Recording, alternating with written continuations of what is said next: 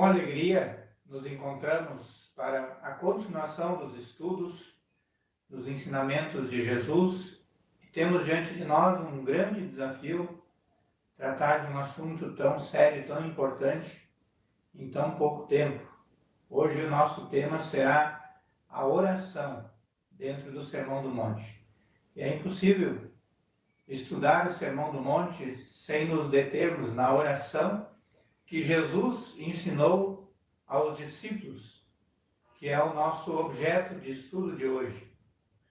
Mas antes é necessário dizer que o tema da oração no Sermão do Monte vai além da oração do Pai Nosso. A oração era a prática diária na vida de Jesus. Ele tinha prazer em conversar com o Pai.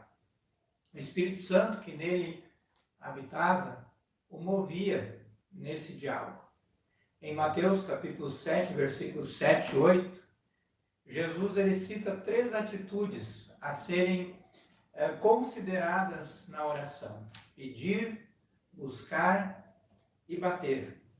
Ele diz: pedi e dar-se-vos-á, buscai e achareis, batei e abrir-se-vos-á. Pois todo o que pede, recebe, o que busca, encontra, e a quem bate, abrir-se-lhe-á. O Pai deseja ouvir a voz dos seus filhos no relacionamento permanente e de dependência que nós devemos ter com Ele.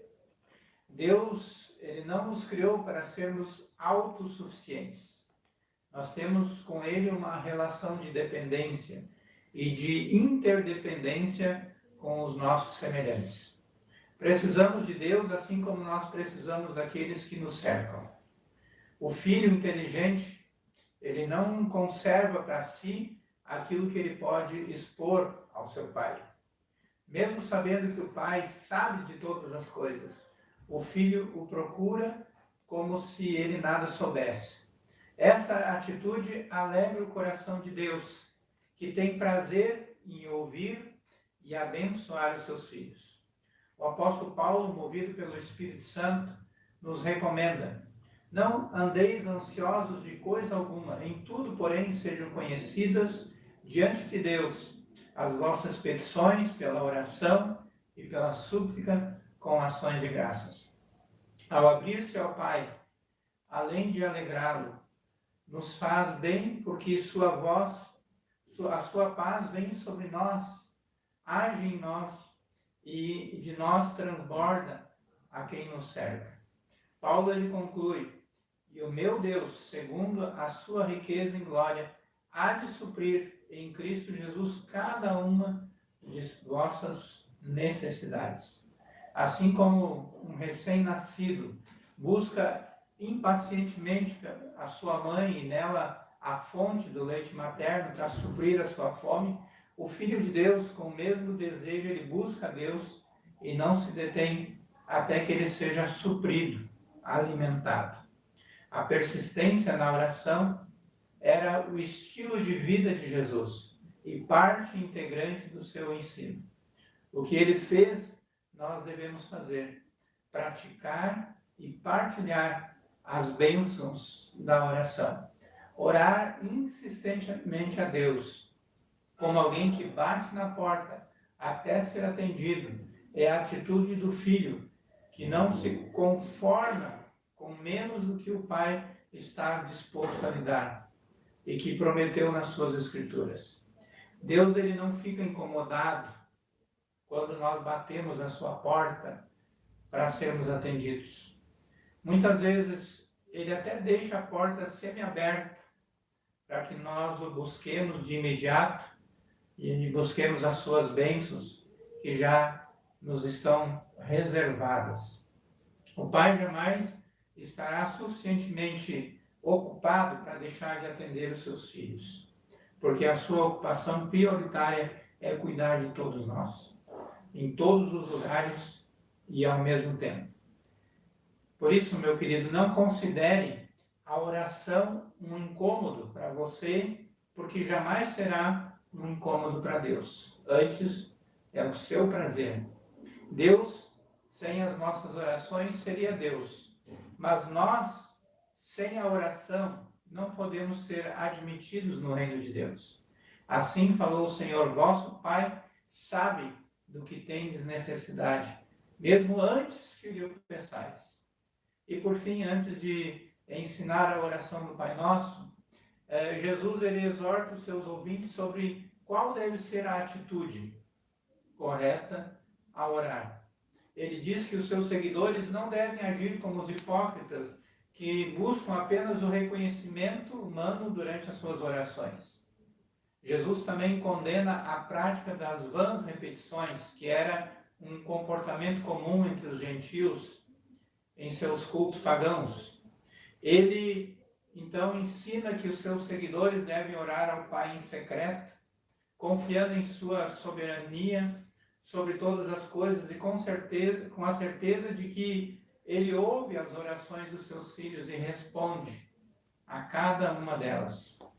Ele diz em Mateus capítulo 6, versículos 5 até 8, e quando orardes, não sereis como os hipócritas, porque gostam de orar em pé nas sinagogas e nos cantos das praças para serem vistos pelos homens.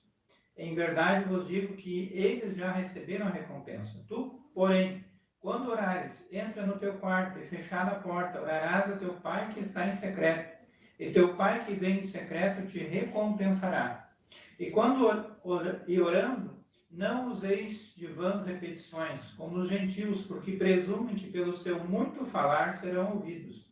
Não vos assemelheis, pois, a eles, porque Deus, o vosso Pai, sabe o de que tendes necessidade antes que lhe o peçais. E na continuação, nós temos a oração do Pai Nosso, essa belíssima oração que se encontra em Mateus, capítulo 6, versículos 9 a 15. Portanto, vós orareis assim: Pai nosso que estás nos céus, santificado seja o teu nome, venha o teu reino, faça-se a tua vontade, assim na terra como no céu. O pão nosso de cada dia, dá-nos hoje, e perdoa-nos as nossas dívidas, assim como nós temos perdoado aos nossos devedores. E não nos deixes cair em tentação, mas livra-nos do mal, pois teu é o reino, o poder e a glória para sempre. Amém. Porque se perdoardes aos homens as suas ofensas, também vosso Pai Celeste vos perdoará. Se, porém, não perdoardes aos homens as suas ofensas, tampouco vosso Pai perdoará as vossas ofensas. A oração do Pai Nosso é um modelo de oração ensinado por Jesus aos seus seguidores durante o Sermão da Montanha. O significado dessa oração reúne adoração, petição, confissão de pecados. Em Lucas capítulo 11, versículos 2 a 4, também há uma forma de oração que difere levemente daquela registrada aqui no capítulo 6 de Mateus. No Evangelho de Lucas, Jesus indica um modelo de oração ao responder um pedido dos discípulos que queriam aprender a como orar. Já a oração do Pai Nosso, registrada aqui por Mateus, foi ensinada por Jesus durante o Sermão da Montanha. A oração do Pai Nosso, ela pode ser dividida em duas partes. A primeira parte traz 3 sentenças que, de forma geral, dizem respeito à glória de Deus.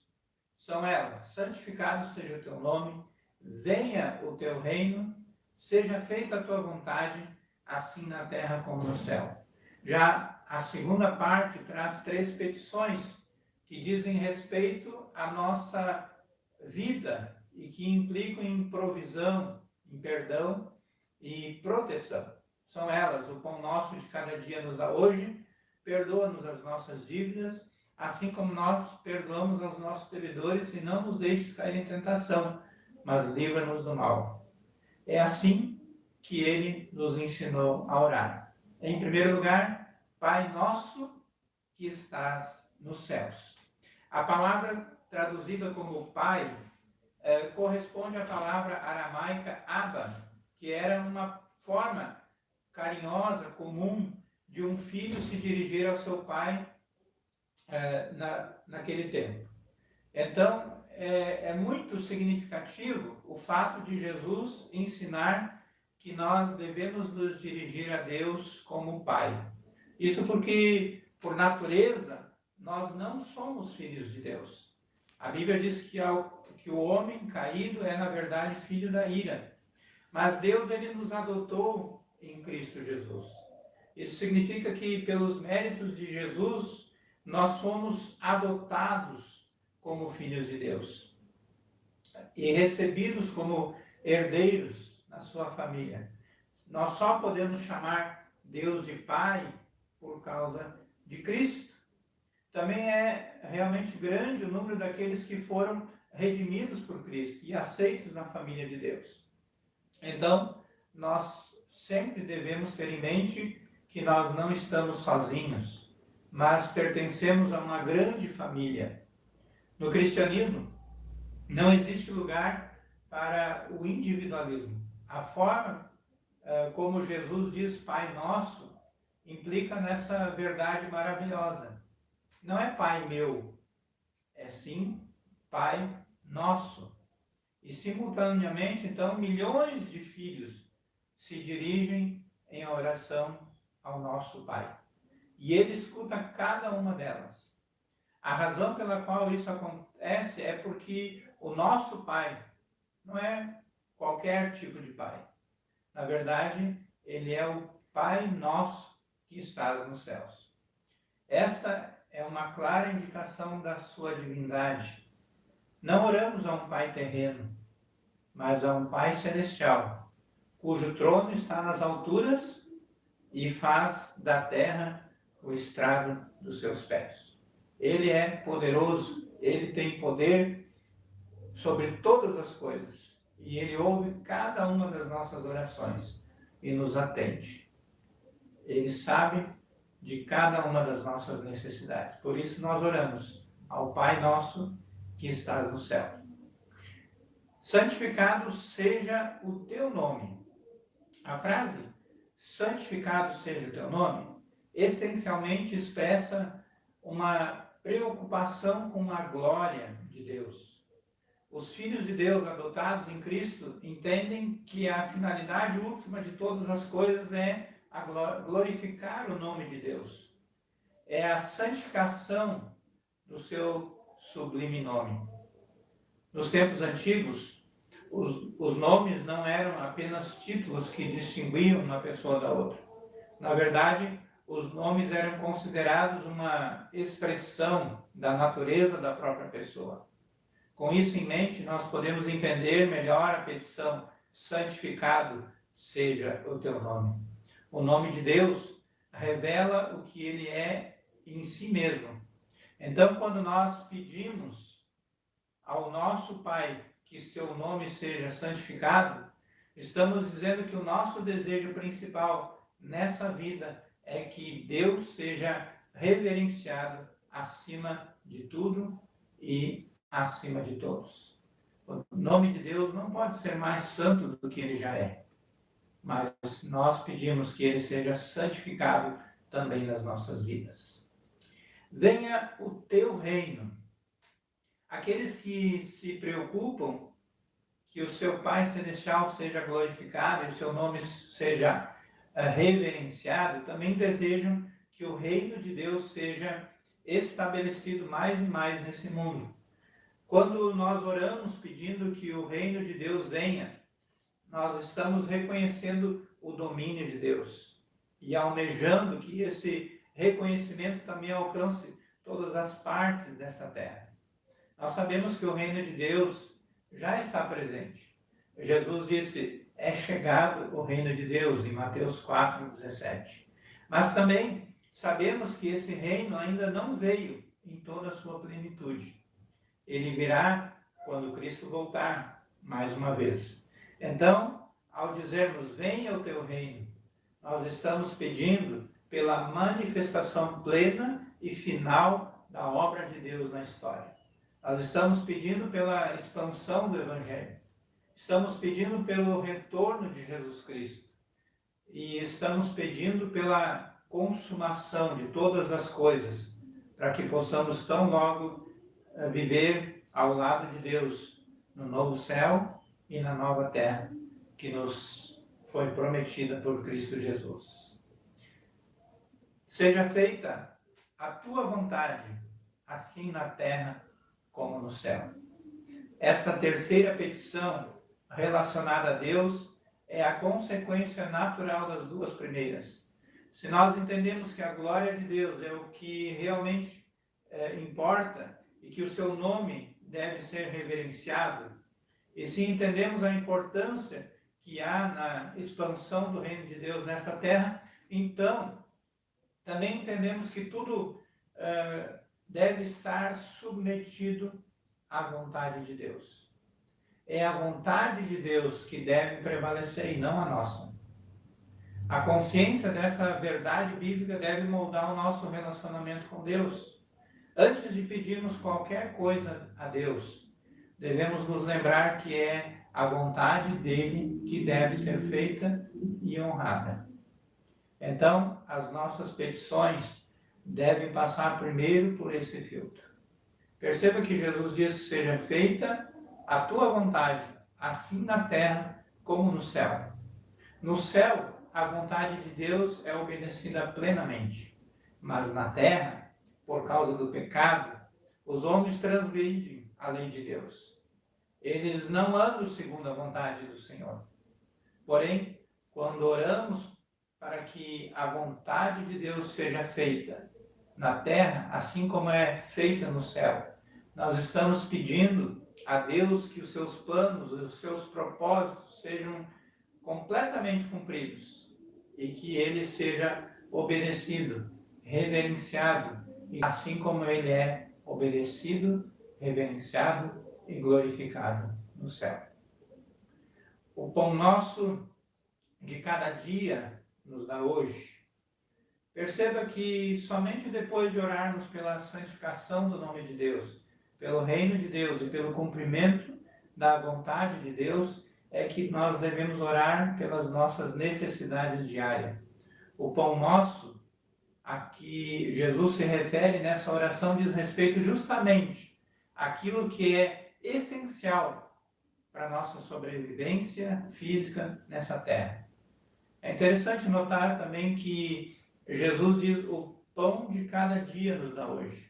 Isso significa que devemos orar todos os dias pelo pão diário, confiantes de que no futuro Deus também vai providenciar. Assim como hoje, Deus irá providenciar tudo aquilo que nós precisamos dia após dia. Então, quando nós oramos, o pão nosso de cada dia nos dá hoje, nós estamos pedindo a Deus que Ele derrame da sua provisão, das suas bênçãos sobre nós, para que nós possamos ter o necessário para sobrevivermos diariamente nesse mundo. Isso significa que o propósito da provisão de Deus, nesse sentido, é simplesmente com as nossas necessidades diárias.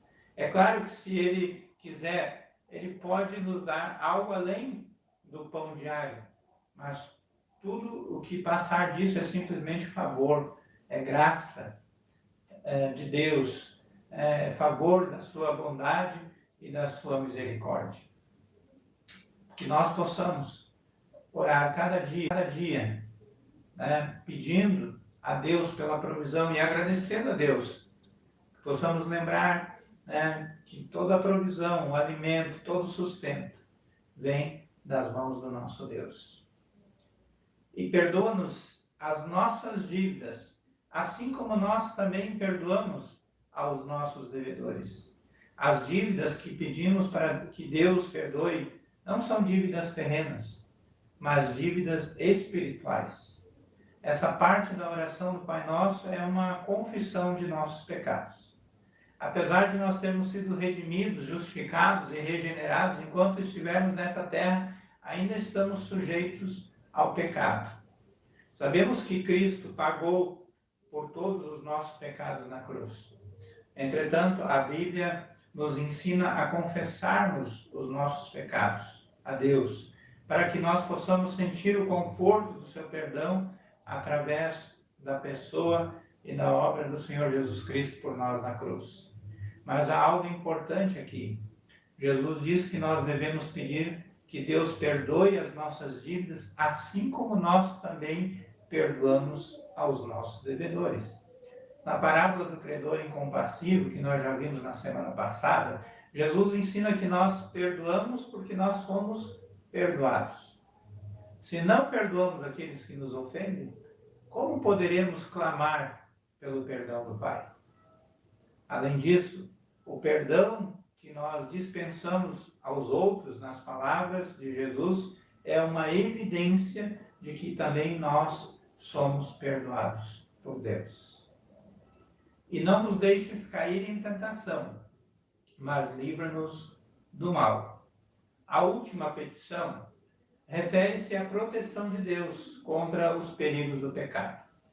O crente que está comprometido com a glória de Deus, com o reino de Deus e com a vontade de Deus, também se preocupa em não pecar contra Deus.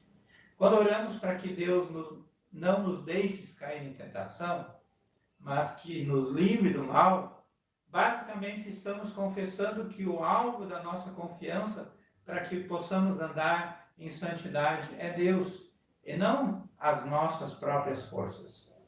Aqui é importante entender a diferença entre tentação e provação. A tentação é o convite ao pecado, que pode ter origem em nós ou nos ataques do diabo. Tiago escreve que Deus a ninguém tenta. Já a provação é um teste que o Pai submete seus filhos com a finalidade de aperfeiçoá-los. Mas muitas vezes as provações podem nos deixar expostos aos ataques de Satanás. A história de Jó é um exemplo muito claro disso. A boa notícia é que Deus, ele promete que jamais seremos submetidos a uma prova além daquilo que nós possamos suportar. Pois teu é o reino, o poder e a glória para sempre. Amém. Essa frase final, ela está presente na maioria dos manuscritos do Novo Testamento, mas por outro lado está ausente nos principais manuscritos mais antigos. Por esse motivo ela aparece nas traduções da Bíblia sempre com alguma sinalização, normalmente separada por colchetes. Mas é inegável que essa frase, que basicamente é uma doxologia, está completamente de acordo com toda a Escritura. Então, tenha sido ela dita pelo próprio Jesus e escrita por Mateus, ou tenha sido ela adicionada posteriormente, é justo que olhemos para essa frase como uma declaração que responde com perfeição a todo o conteúdo da oração do Pai Nosso. A Deus toda a honra, toda a glória e todo o louvor em todo o tempo, pois dele é o reino, o poder e a glória para sempre. Amém. Então, ao ensinar a oração do Pai Nosso, o objetivo de Jesus era fornecer um modelo de oração aos seus seguidores e não estabelecer simplesmente uma oração litúrgica. Por vezes nos faltam palavras para nós podermos nos achegar a Deus em oração.